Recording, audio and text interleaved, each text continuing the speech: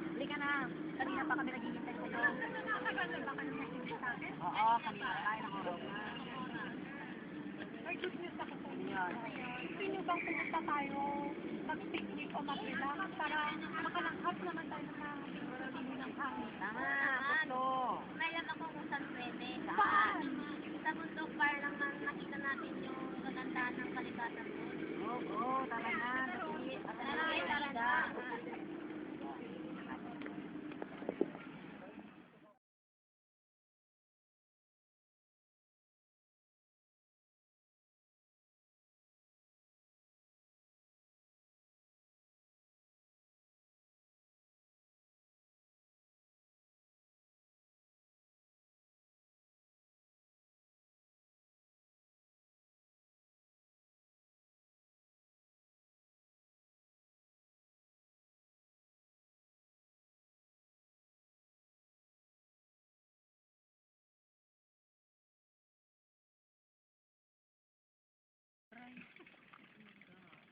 Ano yan? Uy, sarap dito sa bundok, no? Bakit? Nakakain ba? Wow! Ingat naman. Hingi pa hingi. Ano yun? Ano yun? Parang meron ating tao ah. Oo nga. Tingnan natin. Dali, tayo. Tingnan natin. Hayaan niya yan. Dali, tingnan natin. Lakad. Start. Go. Asan na? Hindi ko nakita. Ano yun? Doon na mga kahoy na yan. Sige, yun pa. Oh, madali nyo yun ah.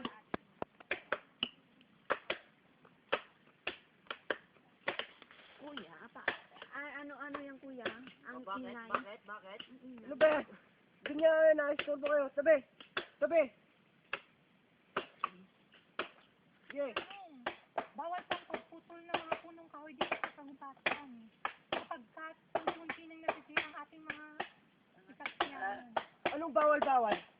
Kailangan namin to para kumita ng pera. Sige, tuloy niyo lang. Niyo po ba ang pagputol ng mga kahoy ay masama? Kasi maraming nangyayari na trahedya sa ating lugar.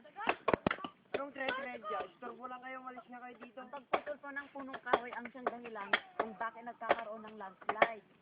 Pati nga rin po mga hayop sa kagubatan ay nawawalan na ng tirahan.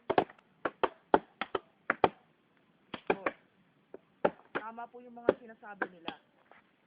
Kapag umuulan, lumalambot yung mga lupa. Sa pagputol natin ng mga kahoy na to, nagkakaroon ng landslide. Akalain mo, boss, ang bahay namin, nasa gilid na ng bundok. Yung nagka-landslide, natabunan yung bahay namin ng mga lupa at bato. At sa pag-agos ng mga tubig, pinanod ang aking pamilya. At muli, hindi ko na ulit nakita ang aking pamilya. Yan na nga po kuya ang ibig kong sabihin sa inyo. Unti-unti nang nakakalbo ang ating kagubatan. At naapektuhan na rin po tayo ng global warming. At yan pa po, naninigarilyo kayo. Hindi mo ba po alam na masama yan sa iyong kalusugan? Oo nga. Kahit ako, medyo sumisikip na rin ang aking paghinga. Okay na ako, tol. Hindi na matigil-tigil pagbubuko. Ako rin. Kaya dapat na natin tigil to. Itigil na lang natin to. Tama na to. Sensya na ha. Okay, so, Yan, dahil dyan sa pagtitigarilyo ninyo, baka ang kagubatan natin masunog nyo pa. Sa pagputol nyo ng punong kahoy sa kagubatan, meron ba kayong permission na gawin ito? Wala. yun naman. Sana bakit kayo? Alam nyo po ba na pwede kayong maikulong sa pagiging illegal logging? Oo, dapat tigil na natin to. Tama nga kayo. Maraming ang naapektuhan dahil sa ginagawa natin, boss.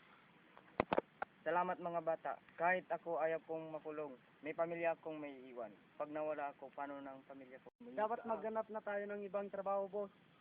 Kahit ako, ang pamilya ko, may iwan. Ako lang ang tanging inaasahan nila. Oo nga, boss. Oo nga, boss. Oo. Tama kayo. Yan po, dapat tayong magtulungan para mapanatili nating magandang ating kalikasan at wag na wag nating itong sisirain. Salamat mga bata dahil sa inyong mga sinabi. At pasensya na rin kayo at kayo'y aming naabala. Okay lang yun po, kuya. Sige, pasensya na mga bata at kami makakaalis na. Salamat ulit. Bye Sige po. Sige, Uwi na tayo. bye-bye. Dito tayo. Bye-bye. Sarap nakakatulong sa iba, no? Oo nga eh. Oo nga, dapat talaga nating panatiliing maganda at maayos ang ating kalikasan upang maiwasan na ang anumang mga trahedya. Tama. Sige, uwi na tayo.